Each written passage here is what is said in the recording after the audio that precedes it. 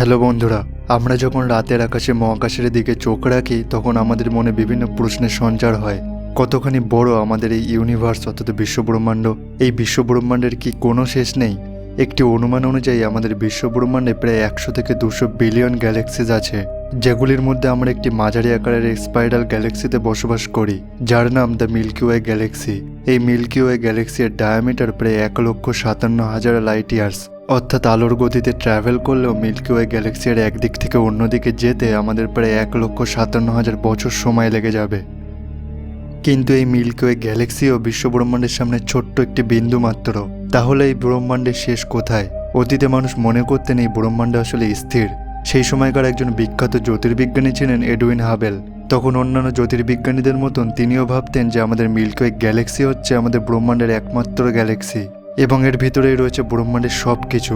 October 1923 সালে Edwin হাবেল তার telescope দিয়ে একটি নক্ষত্রকে নিয়ে অবজার্ভ করছিলেন, যেটি রাতের আকাশে অনেক জ্বলজ্বল করছিল। প্রথম তিনি এটির নামকরণ করেন অ্যান্ড্রোমেডা নেবুলা। প্রায় অনেক দিন ধরে ওই নেবুলাকে নিয়ে অবজার্ভ করার পরে তিনি জানতে পারেন যে ওই নেবুলাটি আসলে অনেক দূরে, এতটাই দূরে যেটি আমাদের গ্যালাক্সির চেয়েও বাইরে।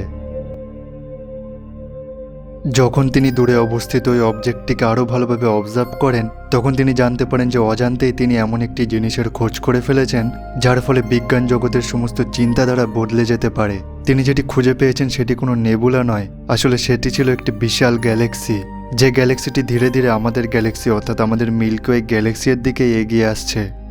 বন্ধুরা, ভিডিওটি শুরু করার আগে আপনাদের কাছে রিকোয়েস্ট করব, আপনি যদি আমাদের চ্যানেলে এখনও সাবস্ক্রাইব না করে থাকেন তাহলে প্লিজ আর দেরি না করে এখনই চ্যানেলটি সাবস্ক্রাইব করে ফেলুন এবং পাশে থাকা বেল আইকনটি প্রেস করতে ভুলবেন না।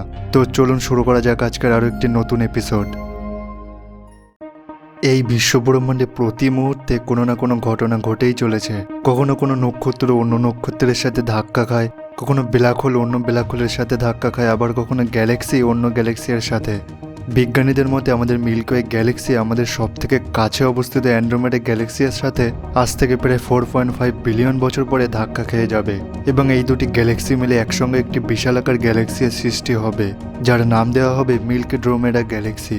হতে পারে এই দুটি গ্যালাক্সির সংঘর্ষের ফলে আমাদের পৃথিবীতে মনুষ্য জাতির চিহ্ন সম্পূর্ণ মুছে যাবে।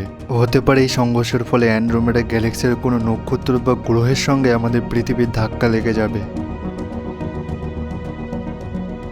তবে এটারও সম্ভাবনা রয়েছে যে আমাদের পৃথিবীর কোনো ক্ষতিই হবে না, কারণ প্রতিটি গ্যালাক্সিতে নক্ষত্রগুলির মধ্যে অনেক দূরত্ব এবং অনেক খালি জায়গা থাকে। বিজ্ঞানীদের মতে অ্যান্ড্রোমেডা গ্যালাক্সি আমাদের দিকে প্রায় 110 কিলোমিটার প্রতি সেকেন্ডের গতিতে ধেয়ে আসছে।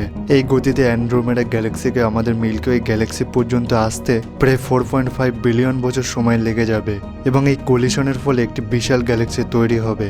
অ্যান্ড্রোমেডা গ্যালাক্সিতে আছে প্রায় 1 ট্রিলিয়ন স্টার্স এবং মিল্কি ওয়ে গ্যালাক্সিতে রয়েছে প্রায় 100 থেকে 400 বিলিয়ন স্টার্স। যখন এই দুটি গ্যালাক্সি একে অপরের সঙ্গে ধাক্কা খাবে তখন দুই গ্যালাক্সির বেশিরভাগ নক্ষত্রই সুরক্ষিত থাকবে। বাকি দুই গ্যালাক্সির 5% নক্ষত্রের মধ্যে কিছু নক্ষত্রের গ্যালাক্সির বাইরে চলে যাবে এবং বাকি কিছু নক্ষত্র একে অপরের সঙ্গে ধাক্কা খাবে। দুটি গ্যালাক্সির মধ্যে যত নক্ষত্র রয়েছে সেগুলির অ্যাভারেজ ডিস্টেন্স হচ্ছে 160 বিলিয়ন কিলোমিটার, যার ফলে নক্ষত্র এবং গ্রহগুলির সংঘর্ষ লাগার সম্ভাবনা খুবই কম। এবারে জেনে নিই এই দুটি গ্যালাক্সি যখন একে অপরের সঙ্গে ধাক্কা খাবে তখন এই দুটি গ্যালাক্সির মাঝে যে সুপারম্যাসিভ ব্ল্যাক হোল রয়েছে সেগুলির সাথে কি ঘটবে। আপনি নিশ্চয়ই জানেন যে দুটি গ্যালাক্সির মাঝখানে রয়েছে দুটি সুপারম্যাসিভ ব্ল্যাক হোল। ধীরে ধীরে দুটি গ্যালাক্সি একসাথে মিশে যাওয়ার ফলে তাদের মাঝখানে অবস্থিত ব্ল্যাক হোলগুলিও একে অপরের কাছে চলে আসবে। দুটি ব্ল্যাক হোলকে সেন্টার অবধি পৌঁছাতে সময় লেগে যাবে প্রায় কয়েক মিলিয়ন বছর। যখন দুটি ব্ল্যাক হোল একে অপরের চেয়ে 1 আলোকবর্ষ দূরে অবস্থান করবে তখন এই দুটি ব্ল্যাক হোল থেকে বের হবে একটি অতি শক্তিশালী গ্র্যাভিটেশনাল ফিল্ড।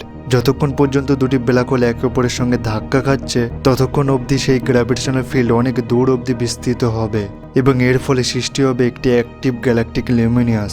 2006 সালে একটি রিসার্চের মাধ্যমে জানা যায় যখন এই দুটি গ্যালাক্সি একে অপরের সঙ্গে ধাক্কা খাবে তখন আমাদের সূর্য এই মিল্কড্রোমেডা গ্যালাক্সির একেবারে কেন্দ্রের কাছাকাছি অবস্থান করবে এবং যখন দুটি ব্ল্যাক হোলের মধ্যে কলিশন হবে তখন আমাদের সূর্য সমেত সৌরমণ্ডলটি হতে পারে সম্পূর্ণ গ্যালাক্সির থেকে বাইরে চলে যাবে, অথবা আমাদের সূর্য এই দুটি ব্ল্যাক হোলের মধ্যে কোনো একটি ব্ল্যাক হোলের মধ্যে বিলীন হয়ে যাবে। কি ঘটবে সেটা নিয়ে এখন কিছুই বলা সম্ভব নয়, তবে যা কিছুই ঘটবে সেটি হবে খুবই ভয়ঙ্কর।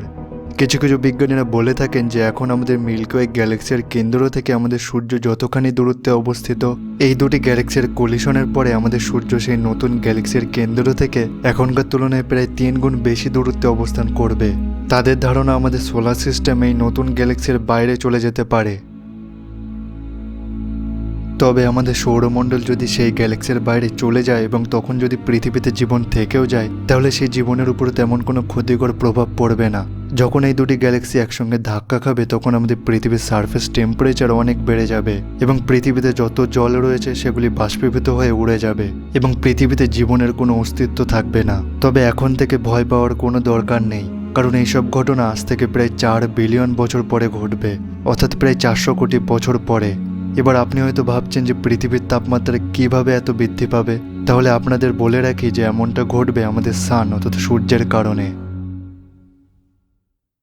সূর্যের উজ্জ্বলতা এবং তাপমাত্রা ক্রমাগত বেড়েই চলেছে, কারণ সূর্য জ্বালানি হিসেবে হাইড্রোজেনকে ব্যবহার করে হিলিয়ামে পরিণত করছে।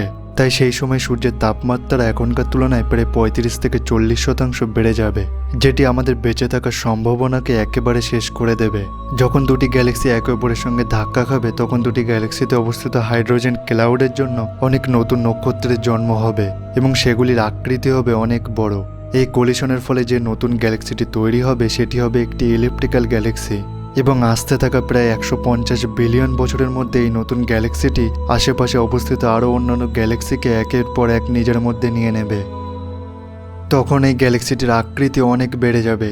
তবে আপনি এটা জানলে অবাক হবেন যে শুধুমাত্র অ্যান্ড্রোমেডা গ্যালাক্সি নয়, এমন প্রায় 100টি গ্যালাক্সি এগিয়ে আসছে আমাদের দিকে।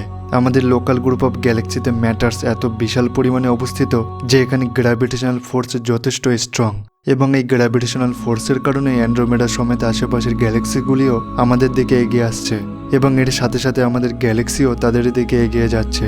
অর্থাৎ ভবিষ্যতে আমাদের লোকাল গ্রুপ অফ গ্যালাক্সিস একসঙ্গে মার্জ হয়ে একটি গাইগান্টিক গ্যালাক্সির সৃষ্টি করবে। ততক্ষণ অবধি আমাদের মানব সভ্যতা এই সুন্দর দৃশ্য দেখার জন্য হয়তো বেঁচে থাকবে না। তবে যাই হোক, এই ঘটনাটি হবে ব্রহ্মাণ্ডের একটি খুবই সুন্দর মুহূর্ত। তো বন্ধুরা, আপনাদের কি মনে হয় মানবজাতি কি ততদিন নিজেদের অস্তিত্ব টিকিয়ে রাখতে পারবে? মানুষ কি পারবে এই দৃশ্যের প্রত্যক্ষদর্শী হতে? প্লিজ নিজ কমেন্ট বক্সে কমেন্ট করে জানাবেন।